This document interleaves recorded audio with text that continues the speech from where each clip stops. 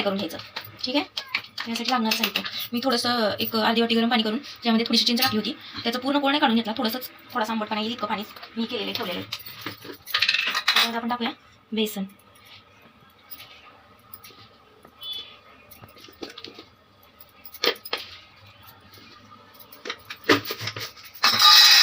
म्हणजे आपण हे वाटण बनवले ना, सुकं खोबरं, लसूण, कोथिंबीर आणि जिरं घालून आपण हे वाटण बनवलेले ते ह्याच्यामध्ये टाकूया.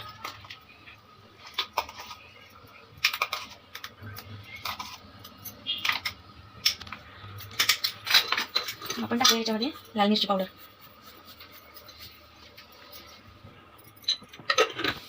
आपण टाकूया त्याच्यामध्ये नमक, मग आपण त्याच्यामध्ये टाकू एक अर्धा चमच हळदी. पूर्ण असं मिक्स करून घेऊया वाटण.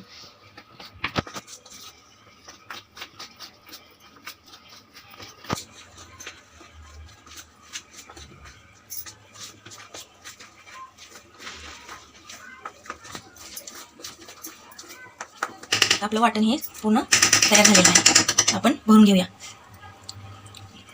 आळूची पानं मी पहिलीच स्वच्छ धुवून पुसून घेतलेली आहेत.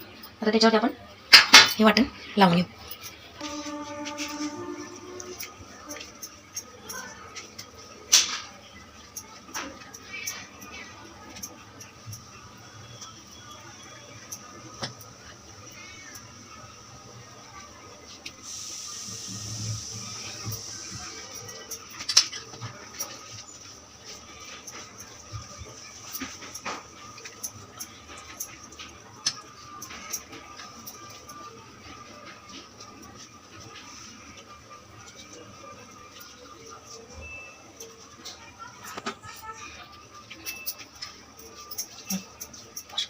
बघा आपण वड्या भरून घेतलेले आहेत. आता ह्याला आपण तळून घेऊया. कढई ठेवली,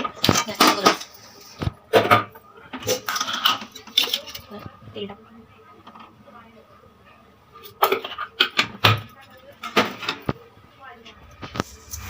ह्या वड्यांना ना आपण या कटलरीच्या मध्ये ना मध्ये थोडी वेज करून घेऊया, अशी म्हणजे वडी व्यवस्थित तळते एकदम आतपर्यंत पूर्ण.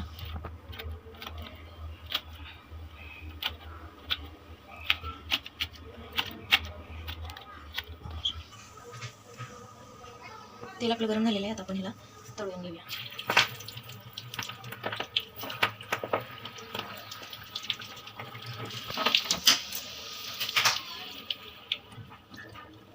हे बघा आपल्या तळून झालेले आहेत. सोनेरी रंग आला की काढून घ्यायचा.